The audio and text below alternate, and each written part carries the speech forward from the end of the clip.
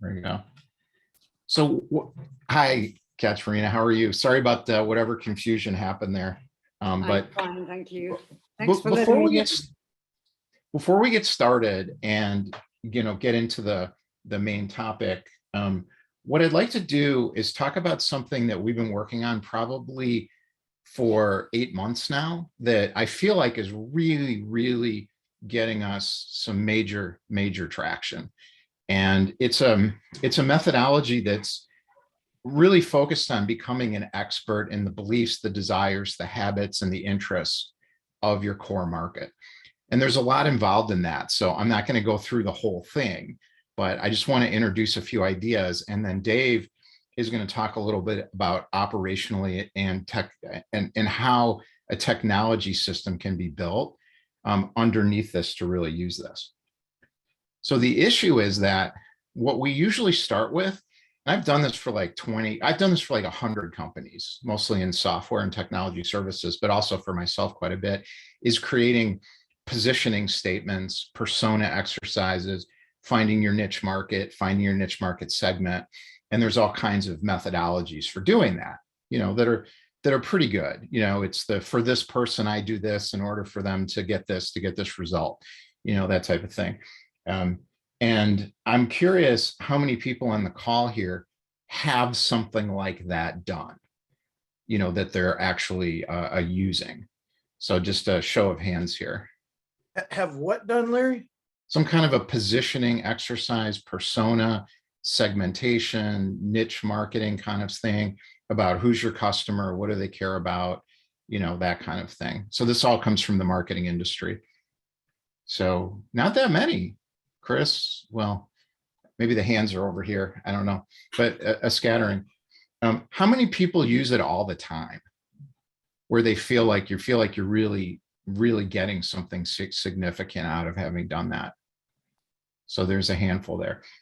So what happened with me is that I went down the road in the way I used to do it.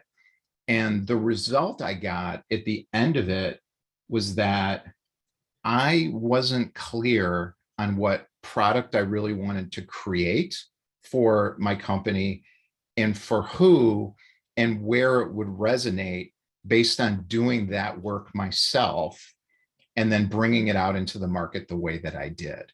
I feel like looking back that approach didn't really work. So what we kind of figured out was, let's try this in a different way. And I feel like doing it was really, really a game changer for me. And that's why I want to share some basic ideas about how I did it. And I'm not going to go into too much detail on it because it's a lot. But if anybody's interested in a further conversation, just grab some time on my calendar. We'll put the link in the chat here. And then there's also this video will be up on YouTube. But there's really 3 parts to what we're calling a market platform. There's insights, and then there's conversations. Oops. There's characteristics first. So this is our market platform example. There's characteristics, there's insights, and there's conversations. So I'm not going to go through all the details, but I'll just give you an idea of it. So characteristics, who is it? What's the situation? What's their previous situation that they've been in? Some demographic kind of stuff, the stages that they're in, personality type.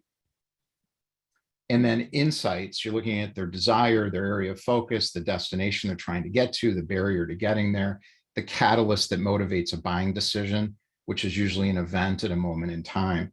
Emotional transformation, this comes from a lot of the Seth Godin kind of stuff, emotional transformation, business transformation, and how you can assist them, where you can add immediate value.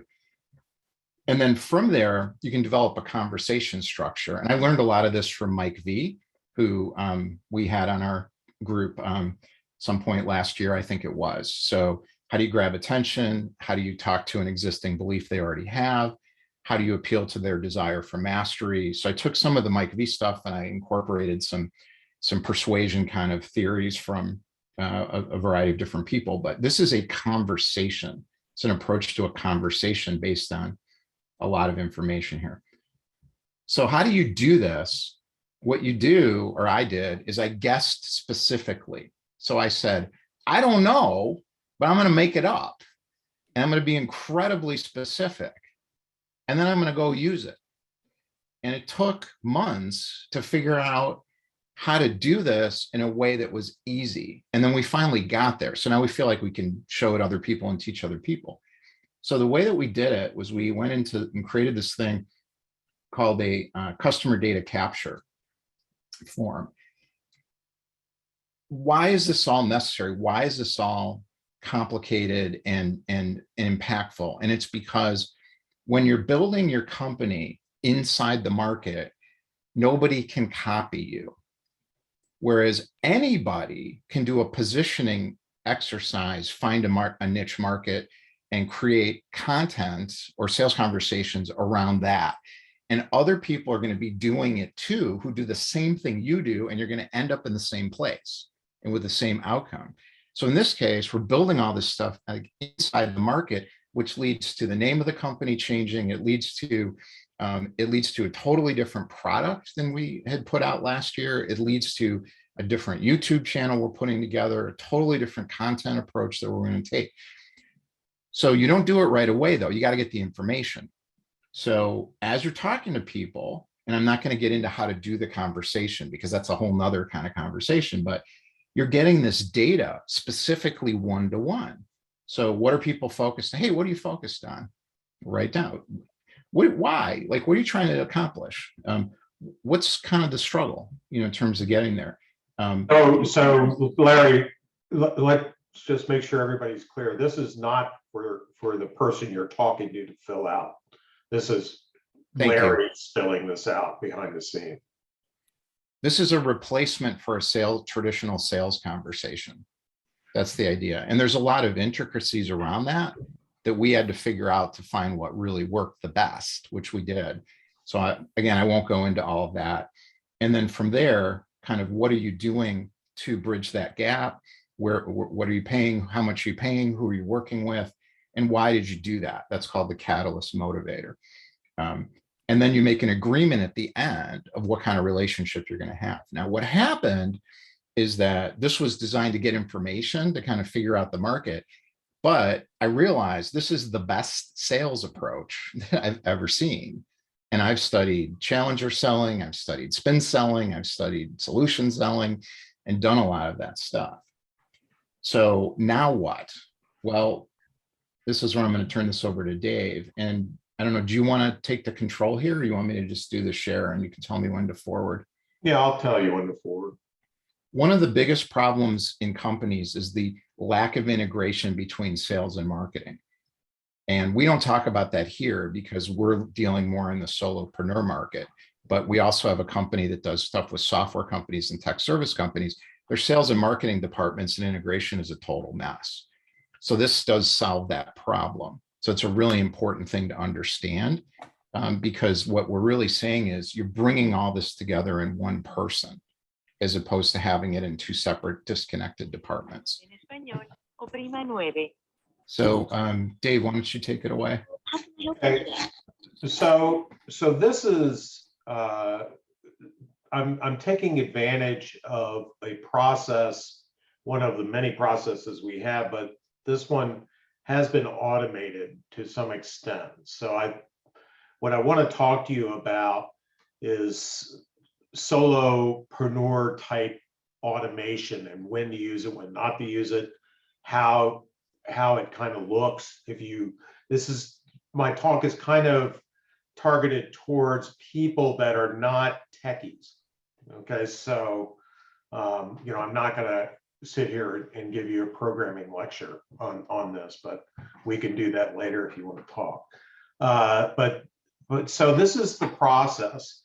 Larry is using a 30-minute connection call, and that connection call was scheduled via Calendly, okay, which we can put in lots of different places to schedule these meetings.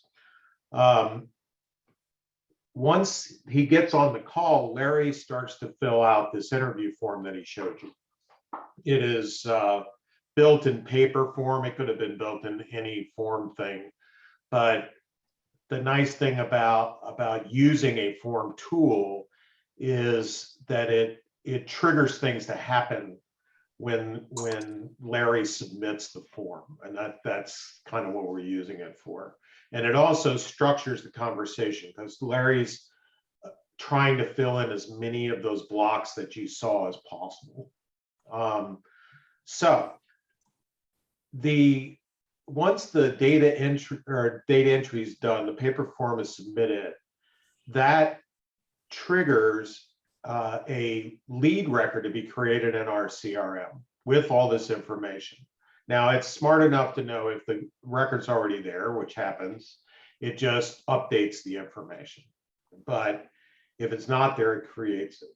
We're using Zapier to do this. The trigger for Zapier, which I'll get into, is the paper form submit that Larry did. Now, off of the creation of the lead, so more things can create a lead than just this form, but anything that creates a lead causes a mailing list entry in MailChimp to be created. So we use MailChimp for our newsletters and weekly emails that you guys get. So that's another Zapier called a Zap in Zapier's term, but it creates that mail list entry.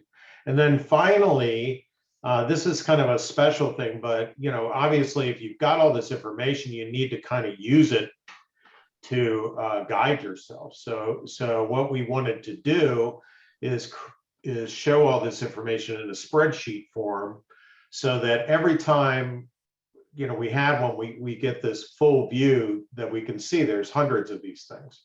Okay, so every time that Larry fills out a form, it creates a row in a specific spreadsheet for him to look at. So that's how the process works. Someone asked, I'm sorry, I can't remember who just asked it, but what CRM do we use? We use, actually, it's not really a CRM. We call it a CRM, but it's a sales automation tool called Close. And we're analyzing other ones too, but it was bought because it does sales automation quite well. All right, next slide, Larry. So let's talk about automation a little bit, because this is a thing that can really get you into trouble if you do it wrong. So I'm going to share with you things that I think are very important for you to be successful if you're trying to automate something. The first point is, if your process hasn't been defined manually, so you don't know exactly what it's supposed to do yet, don't automate it. I mean, that sounds obvious, but there are so many times when that happens, right? So have it stable, run it manually first. The next thing is to not get caught in the trap, which the marketing for these tools will lead you to believe, is there is no such thing as set it and forget it in automation. Meaning, an automation is a process in itself. It runs all the time. It can break. And think about what an automation is doing. It takes a trigger, which is triggered from something.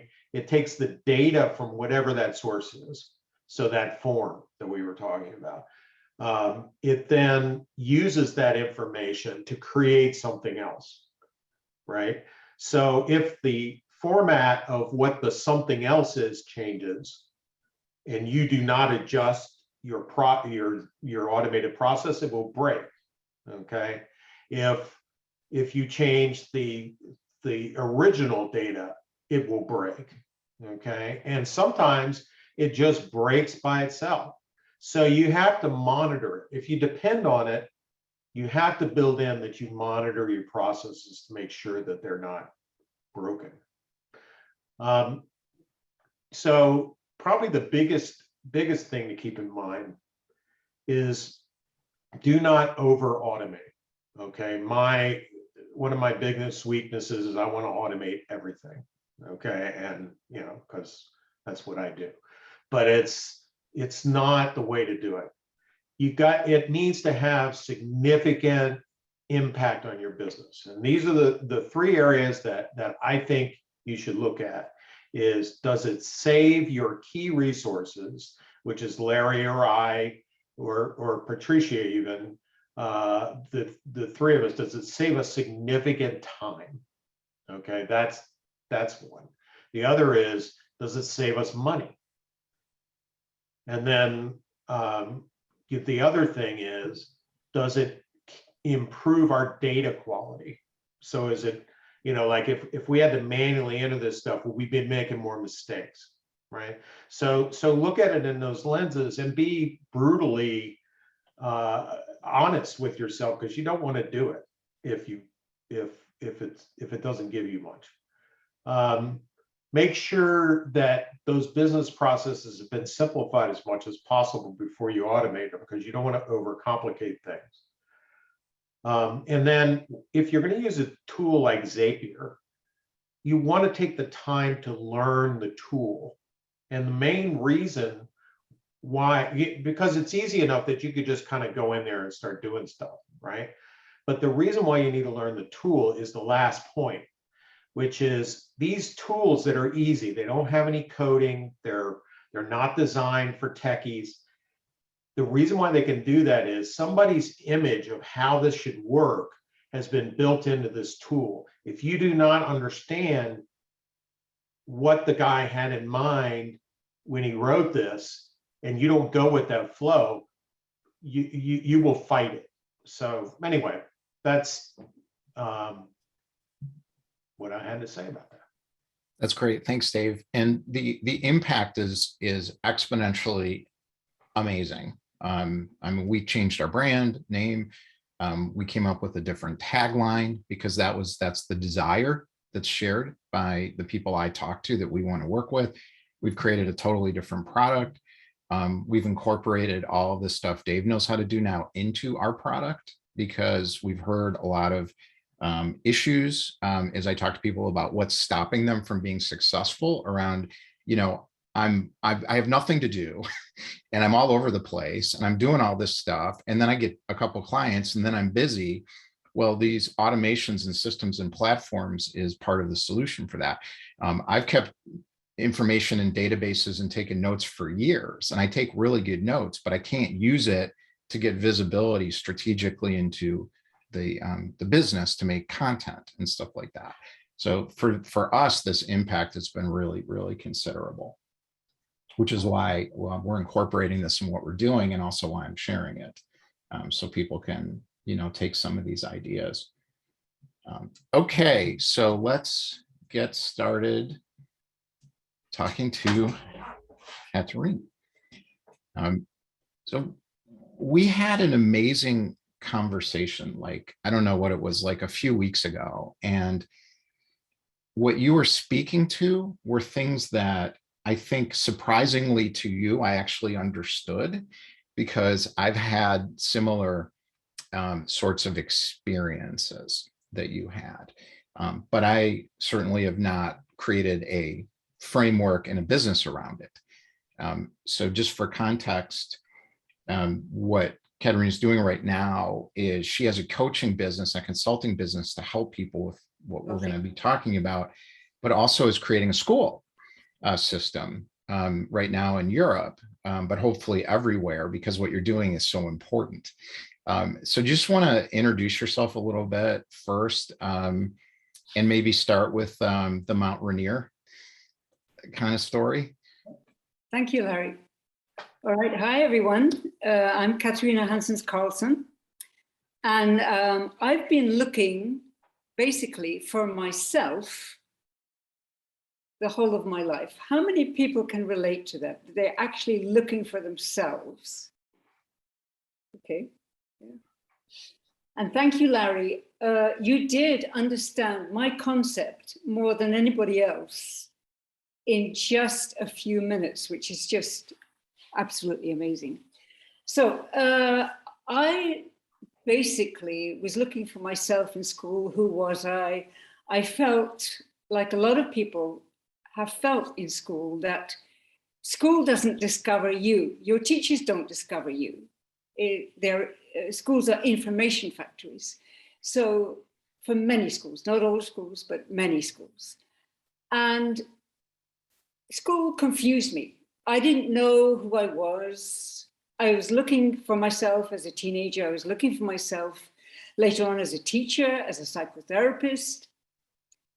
And it wasn't until I got to Mount Ranier that I found myself. And basically, I saw a vision. I don't know if you can see this. It wasn't me, it was Leonardo da Vinci's Perfect Man, and at his feet was the word truth. Across his chest was the word greatness, and above his head was the word vision. So in that moment, my life completely changed because I realized I needed to find my truth, my greatness, and it's not in an arrogant way. If everybody expresses their greatness, it's actually a very humble thing to express your greatness. How many people agree with me? Yeah, a few hands go up. If we know our greatness, we can contribute to the world. We can be generous to the world. If we don't know our greatness, we're actually holding back and we're depriving the world of that. Then there's the vision. I needed to create a compelling vision for myself so that it would drive me through life. But the answer I got when I said, okay, this is about my life, was no, this is not about your life. It's about everyone's life. Everyone has their truth, their greatness, their vision. So I thought, well, either this is going to radically change my life, or for some reason, it's not. So I tested it with about 500 people. I went to a lecture, people I really admired, and I asked if I could have like 5 to 10 minutes during the break just to present this concept. And a woman came up to me and she said, well, basically, I've been looking for these answers for all of my life, but particularly the last 5 years. And Katarina, thank you, thank you, thank you. You've just answered it. So I thought, well, that's it. I'm going to do this, and I'm going to do this probably for the rest of my life, which I'm doing. So create a consultation to find people's truths, their greatness, their vision. So does that answer your question, Larry? It does. And I get this emotional surge whenever I talk to you about this too, because for me, there was a lot of suffering around this and not even understanding this kind of thing existed. And I was very much enmeshed in belief systems that I learned from my family that I was acting out in opposition to, belief systems from the society. I was acting out in opposition to without understanding what was happening. And Right. on April of 2011, I began to crack that through a transformational weekend experience that I had. And then on September 20th, 2020, I had the Mount Ranier vision, except it was in my bathroom in Evanston, where I realized what I was supposed to do with the rest of my life, which is this company. And there's a purpose behind it, and a reason I'm doing it. It's not just about the money. The money is necessary to make it work, but it's not the reason why it's happening. Now, these epiphany moments is one thing. So I created that epiphany moment by struggling and making conscious efforts to find my inner truth and stumbling around in the dark for years. But it was a lot. What I did was a lot. You had just an epiphany. How does the average person do something like this? And the reason I want to really talk about it a lot here is because I think for someone who is a solopreneur working on their own, this is more important than like getting really good at sales or Absolutely. marketing or LinkedIn or the kinds of things everybody is focused on all the time. This Yeah. stuff really, really matters. Absolutely, because how can you be motivated to do all the stuff that's actually hard for me? The marketing, the sales, the digital stuff is getting more and more complex. Actually, there are fairly simple ways, but how can you even be motivated to start unless you know who you are, what you're really up to, what your value is to give people, and where you're going with it? And if you don't know that, I would say don't even start. I'm sorry. I mean, really, because I you agree. thank you. You won't be authentic. You won't be real. We have so much, fake it till you make it, imposter syndrome. It's all around us. Why? Bless us, because we've been dumbed down in schools, and most of us have lost our way, lost ourselves and lost our way. So we look for someone else, we look for a husband, a wife, a family, but that still doesn't fulfill us. Instead of saying, I will not give up till I've found myself, my truth, my greatness, my vision, and I will be fulfilled in the world. Fulfillment is so important. And so few people are really, truly fulfilled. Some people are happy, but really fulfilled? No, I don't think so. That's an interesting comment, because I found in my own experience that I wasn't searching for myself consciously. I was searching for a way to feel better. Okay. But right. It doesn't work, because it's not about feeling better. I don't feel good a lot of the time. I mean, I'm like, do I really have to do 5 hours of this grunt work that I have to do right now? The answer is no. Am I really sick and tired of it taking so long for me to get where I want to get? Well, yeah, I'm sick of it. There's a lot of pain around it. Do I get up at 3 o'clock in the morning thinking, Jesus, I'm putting my entire future into this effort? It's expensive and extremely risky. I'm not happy about that, but it's not about being happy, right? Well, actually, I disagree. I think it is about being happy. I mean, if you're not happy, what is life about? The whole American concept is based on the pursuit of happiness, isn't it? Well, I think the pursuit of is different than the feeling of. So it's like, these are transitory moments. So the search for constant happiness can mean ignoring things that are going on that are hard, or feelings that are uncomfortable. I think living in those things and tolerating them and giving them space, for me, is really important.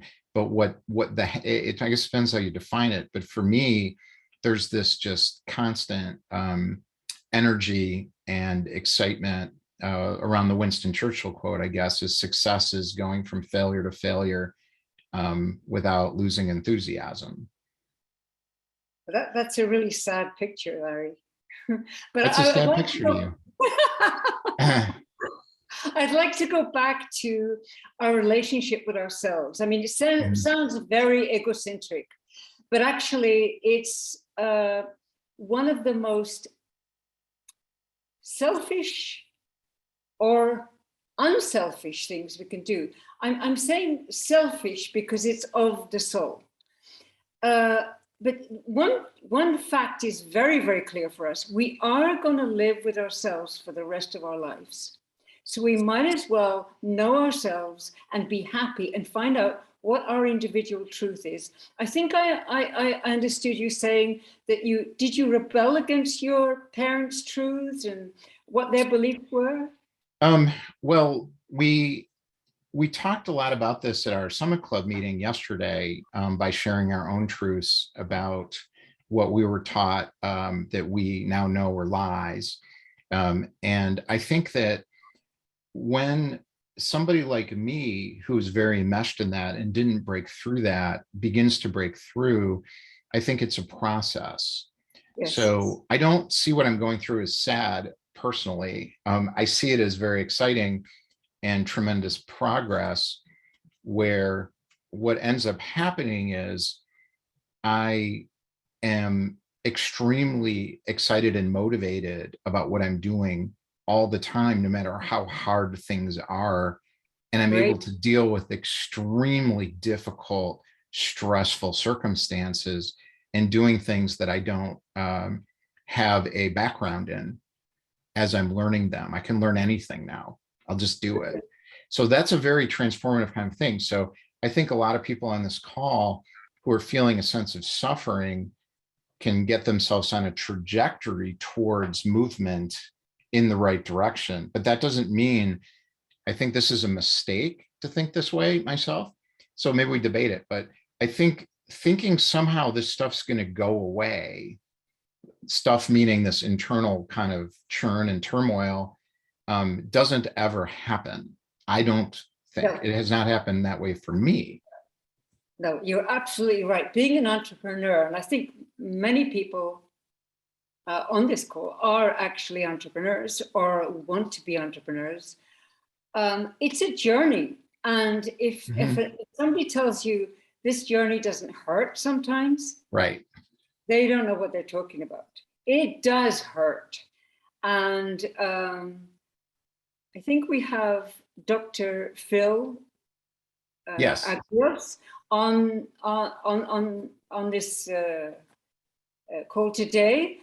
He is an expert in what I call, and what he calls, the inner saboteur. And that is extremely important. Unless we Yes. know what the inner saboteur is, and it's like fake truth and it's weakness and its outcome, then we have set ourselves up for failure. I mean, that's how strong it is. So we've got to know what our identity is. We've got to know what our contribution is. We've got to know what our vision is. But we've also got to look at the inner saboteur and find out what its identity is and what our weakness is. And the outcome of that is pretty devastating.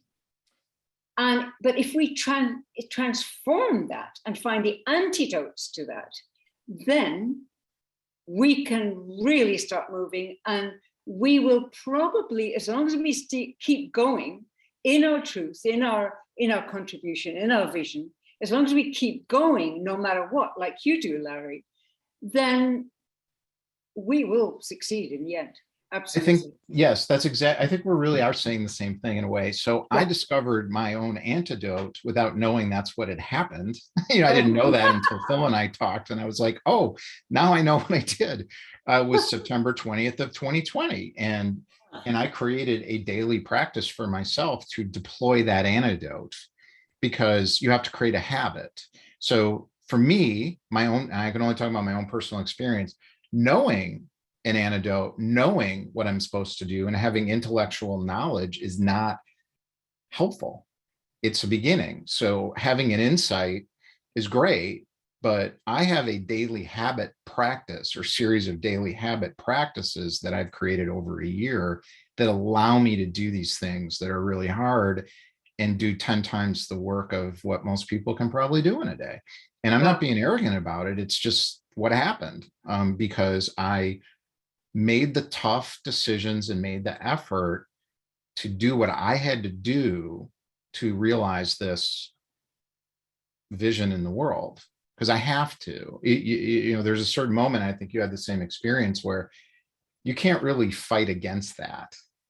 And I think in certain Taoist traditions, and there's different religious traditions, if you want to call them those things, around this kind of stuff too, that I've seen a parallel with. But I think at a certain point, all of us are here to do certain things, to bring a certain value into the world. And you have a framework about how that works. I don't have a framework in the sense that you do, but I have a practice, a habit system that I use, and that I would show other people so they can do it. Because you have to do the work every day, not just have ideas about things and learn things. Right. Absolutely. We have a lot of questions here, so let's see if we can go back to the chat. let's see. Built the market segment framework. Boy, there's a lot in here. I'm just struggling to get through all this. So why don't we just do hand raising? I can't read all that right now. So who would like to kind of come in and weigh in on this conversation? I think it would be great. Jacob, why don't we start with Jacob? It looks like you were the first one to raise your hand. So we'll add you up to the spotlight and then you can ask your question or make your comment. Yeah, I mean, I've been dealing with a lot of the same stuff, really focusing on who am I, like who am I really, and what do I really want, and that sort of thing. And I've been having some epiphanies, but one thing for me is like this topic of doing hard things and stress. And I wanted to get your opinion specifically on stress and doing hard things. So for me, like I'm looking at doing things way outside my comfort zone. That brings a lot of stress. On the one hand, I want to minimize stress in my life. I don't want more anxiety. I don't want more like difficulty. I want to be happy.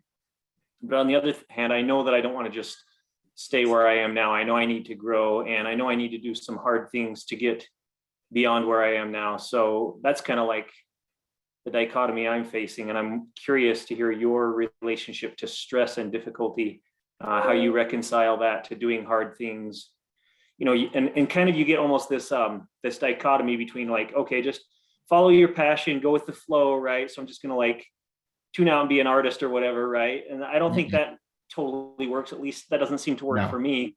Right. And on the other hand, okay, I'm gonna just like set these high goals. I'm gonna be like the next whatever Elon Musk, which is like unrealistic for most of us, right? So somewhere in between there is maybe some kind of middle way. I'm just curious to hear you talk about that. Okay. Katarina, you want to answer? And then I have comments as well. Yes, of course. Thank you, Jacob. That's a great question. I mean, all of us get stressed. We live in a very stressful world. How I answer that for myself is I start every single day in meditation. And it can be half an hour, it could be an hour, it's up to 3 hours meditation. And I have a specific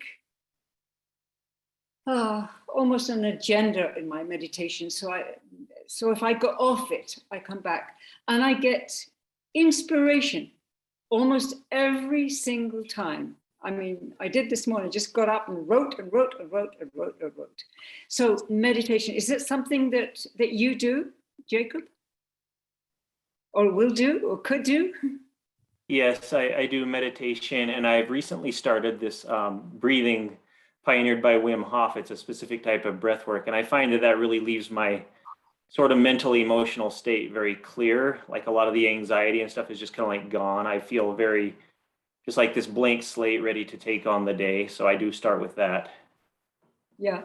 Okay, that's great. So you start the day with that. I think that's the key, is to start the day with that, so that, that you come from within. You start your day from peace or joy. And the second thing I do is I escape. Sometimes it just gets too darn hard. Anybody relate to that? So I have a great book. I always have a great book on hand, and I just escape for half an hour or an hour and go to another world and then come back. And also what I do is if I've got something really tough on, I just put my phone on for an hour, and my timer on for an hour. And after the hour, unless I really, really, really want to go on, I stop. That's it. I've done my hour. And I could do an hour the next day. Another thing I do is I play.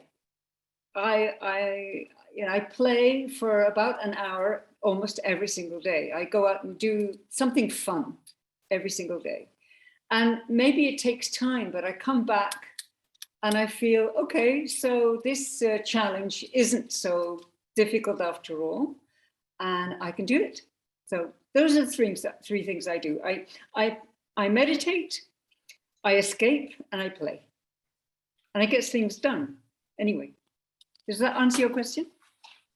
Thank you. So Jacob, I'll give you my approach on it and what I've done. So I developed this, like I said, starting on September 20th, and then I've simplified it. And now we're including it in our Solopreneur Inc. program in a different, simpler, I think, application, which is customized from person to person, because there is no way. There's the way that you'll do and what will work for you. So I totally agree with the piece around daily practice. So mine is an hour, but I'll do it for 5 minutes. If I can't do the hour for whatever reason, but I will never not do anything. I would strongly recommend everybody here to start taking a look at Tiny Habits by BJ Fogg. It's a really important way, because you can know all this stuff again, but if you don't do it every day, it doesn't work. And it's a 3-part practice. And so meditation, I don't like the word meditation because people feel overwhelmed and then they're stressed because they don't know how to meditate. So I don't sit in a funky position in pain. I mean, meditation, all meditation is watching yourself. It's observing yourself think and feel. That's all it is. You can do that by taking a walk. But the point is, get off the electronics. Observe yourself. Don't be distracted. But you will be distracted. But then watch yourself be distracted and say, oh, I'm distracted.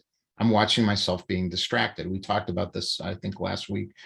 So there's different practices to create this detached observer approach, which is what meditation is. So that's part one. Well, that's actually part two. Sorry, that's part two. Part one is physicality. I've been studying Tai Chi for 25 years. So I started doing it daily again a couple of years ago. Emotions are trapped in our body. Energy flow is blocked, particularly in the morning. We have to open that up every single day. You have to rebuild the energy flow. Stress is because we are restricting energy flow. Again, take a walk, go jogging, go to the gym. My particular, I'm like a heroin addict injecting right into my veins this stuff, which is what Tai Chi does.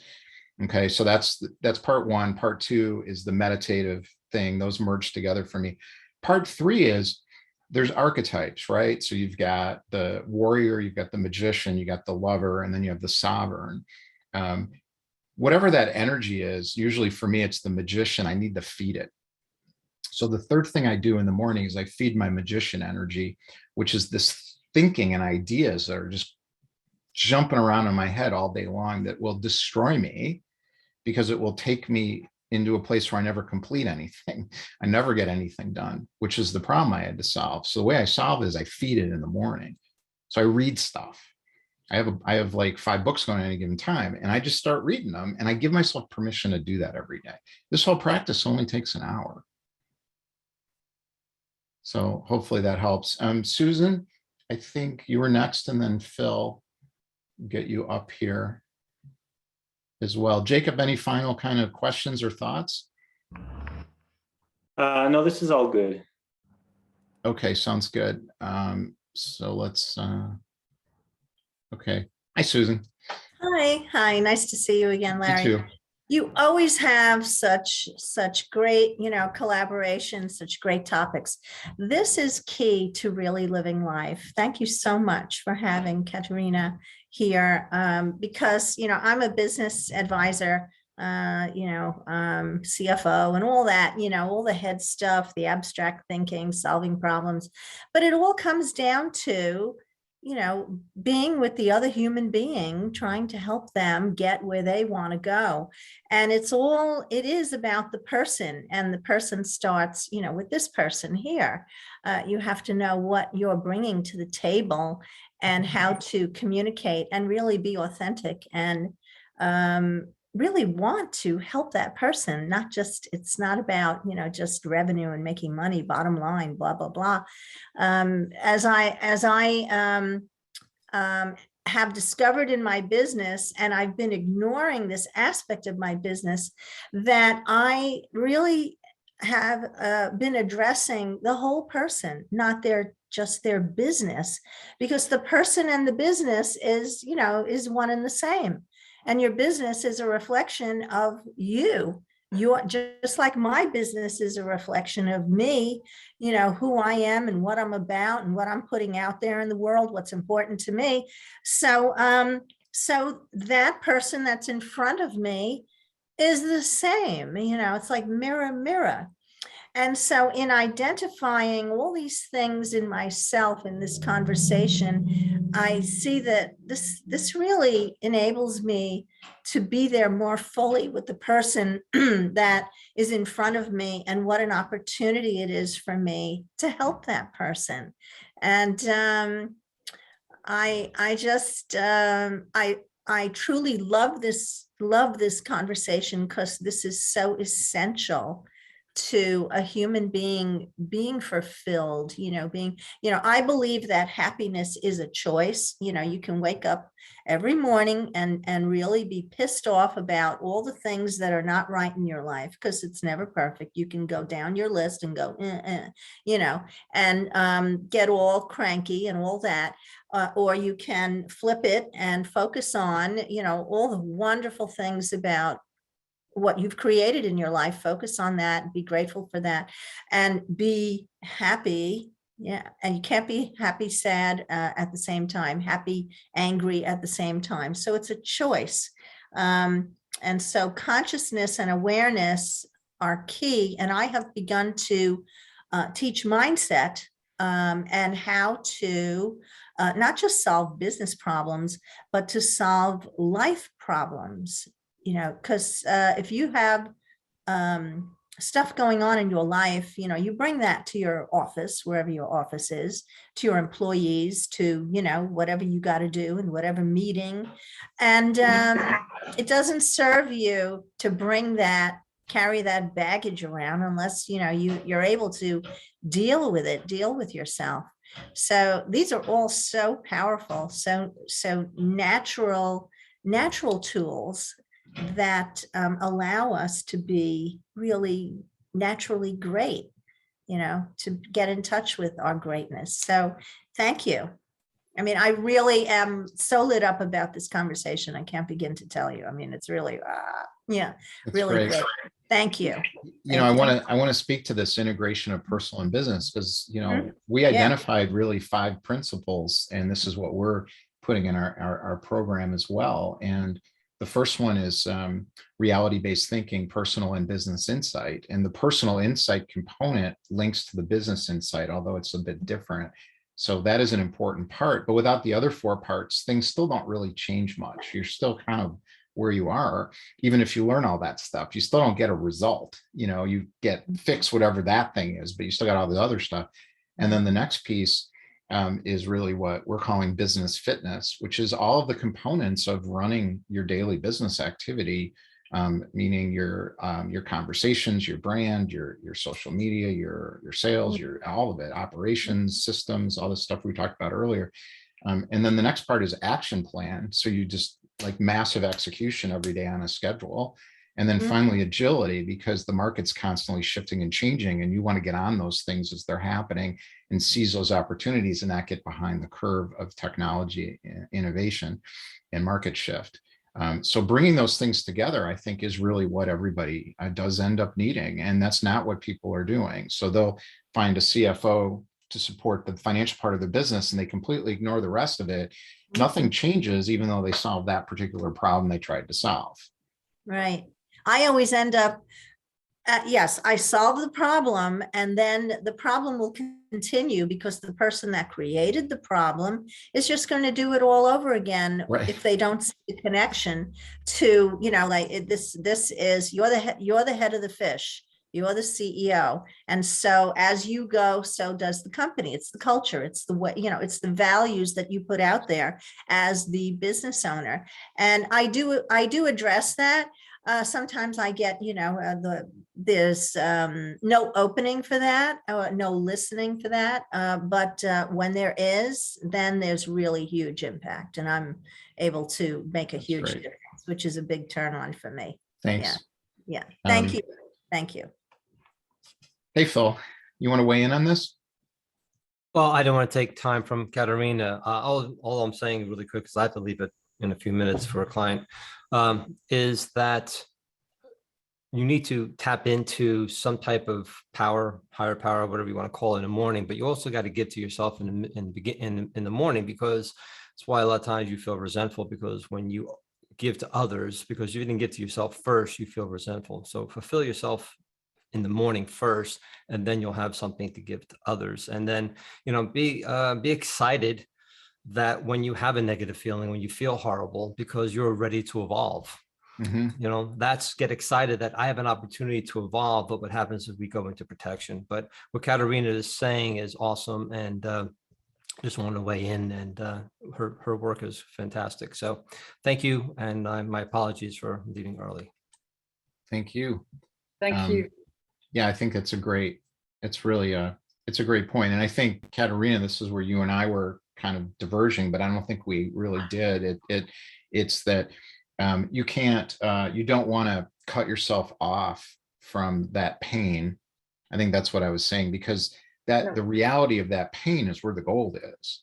Yes. But if you try to be a positive thinker, like, I'm going to be positive, it's like that Seinfeld thing with, No. Because then Serenity Now. Yeah, you're not authentic. Pain is horrible to experience, but it's a gift. And if you're really, really listening deeply to your pain, then you can get to breakthrough. And it becomes a habit. And I think more and more entrepreneurs are realizing, as Dr. Phil said, that when you come across a barrier or a feeling that's really freezing you, or so that you're not in action, there's a message to this. And I actually experienced that yesterday, and with and through Dr. Phil's program. So it's a gift. It's a gift.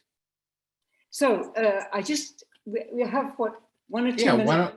Why don't you do you want to kind of take us out? And then what we'll do, anybody who wants to stay on the call, and I'll do breakout rooms so you can get to know each other in a small group. Okay. So you want me to continue? Is there anything you want to kind of close with? I just want to say how important it is to live your authentic truth, to express what your real contribution is, your real value, because then you're authentic and you can market. Also, have a compelling 1-year, 3-year, 5-year vision. Find your sabotage strategy. I mean, that's a lot to ask you to do. What I am saying is, because I've done that. I've been there. I know my truth. I know my contribution. I know my vision very clearly. I know my sabotage strategy, and it keeps changing, and you keep evolving with it. Because of that, I can find your truth, your identity, your brilliance, and your vision in one, and your transformation of your sabotage strategy in 1 day, guaranteed. That's a good way to end this. So why don't you put your contact info in the chat here? So if anybody wants to connect with you, we'll have this up on YouTube. We've got the link to YouTube in the chat. If anybody wants to go over that framework that I shared earlier, I've got a link to my calendar in the chat as well. Feel free. And then Katarina's link should be in there in a minute as well. So thanks everybody for coming. And if you want to stay on the call, to put a sort of some context around the one-to-one is I really hate networking events, and I've gone to a ton of them, and I'm just like, oh, it's another one of these things. Oh, what's my elevator message? And then, but what I really do like is meeting really smart people and figuring out where they're at, letting them know where I'm at. And then I do a lot of meetings like this every week. So my suggestion would be small group, a couple of people in a room. And then the question's very simple. It's kind of like, where are you focused right now, and why? Where are you trying to go? What's maybe holding you back? What kinds of things are you doing to be successful? What's working? What's not working? How can I help you? I mean, it's pretty simple as a conversation. Or if you just want to chat, do that. So thank you again, Katarina, for coming. You're welcome to stay if you'd like, if you have to go. Understood. So I'm going to just put that framework in the chat really quick. We didn't have a chance to go through all of these comments in the chat, unfortunately, but I'm gonna miss I that. just put my email in there. I did It's not. Destiny, Can you put it in? Yes, Destiny International 11. You want me to do it? gmail.com. I did put Destiny Destiny International gmail.com. That's not Destiny correct. It's 11 International 11 at gmail.com. at Yeah. gmail.com. Okay. So there we go. All right. So I'll turn off the recording here.